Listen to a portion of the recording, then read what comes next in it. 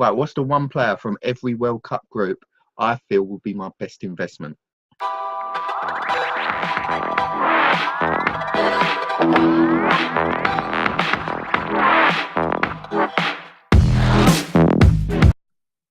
Right, the first investment and from Group A is Mohamed El Neni.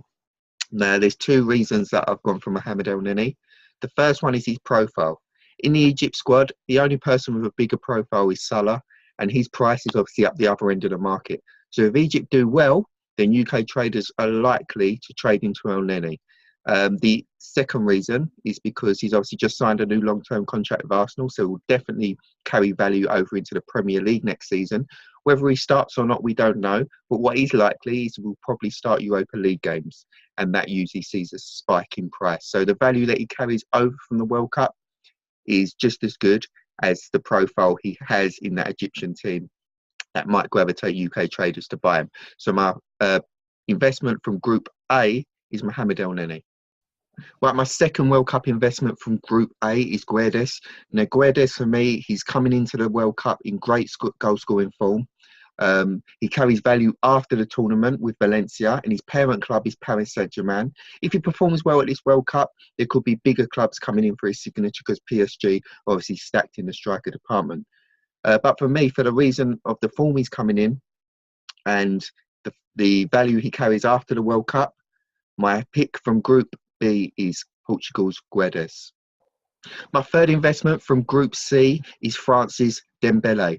Now, Dembele is another one who's coming into the World Cup in great form. He finished the season strongly with Barcelona and he's looked to go for it in the friendlies. Another big reason is because there's been a lot of rumours going around that Barcelona might let him go on loan next season, and Premier League teams like Arsenal and Liverpool have been mentioned. So for me, there is fantastic potential value after the World Cup. I also think he's going to start every game.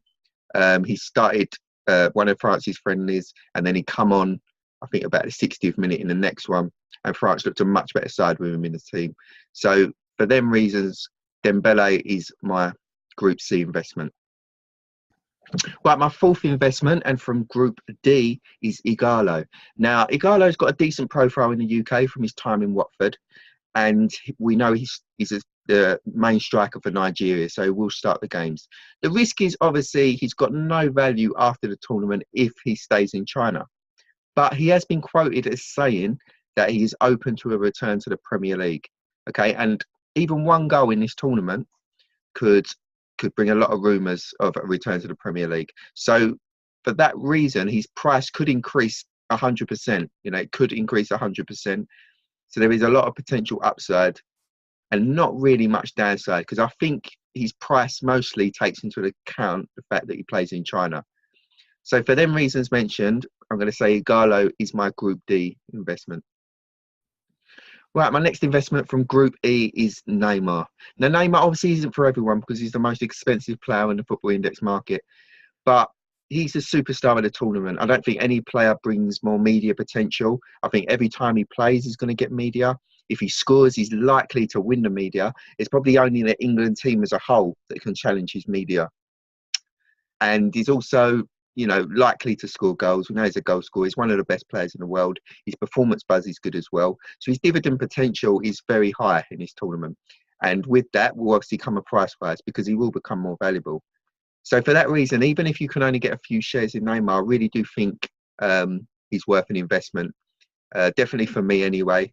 So my investment in Group E is Neymar. Right, Group F next, and the player that I've invested in is Timo Werner. Now, for me, he's got to be Germany in this group. I think they're going to go far. So their players are going to have more value going through the tournament because they're going to play more games. And Timo Werner is likely to be their first choice striker. And has got a good shout of a lot of people as being one of the favourites to be top goal scorer as well. And you know what they say, I think there's possibly better value in the German team. But for me, it's goals for dough and passes for show. So players like Kroos, Kimmich and that, they obviously hold value. But Timo Werner is a player that I've invested in for Germany and Group F. Right, Group G now, and it can't be any other team but England if you want to make money. And for me, Raheem Sterling represents the most value in the whole England squad, especially now pre-World Cup. He can always change during the World Cup. We might get another hero, etc., etc. But For me, if Sterling plays well, you know, the media are going to spin some sort of redemption story. You know, we know they're always on his case. If he plays badly, they're going to kill him like they always do. Either way, I think Sterling's going to pick up a lot of media buzz. He's one of our best players as well. So whether he'll challenge for performance buzz, you know, and be our match winner, he can. But we do see week in, week out, he's not the best finisher in the world. But for his media buzz pool alone, I would say Raheem Sterling is the best investment in the England team. And that's why it's my investment from Group G. On to Group H now, and my pick is Lewandowski. Now, this is quite a tough group to call.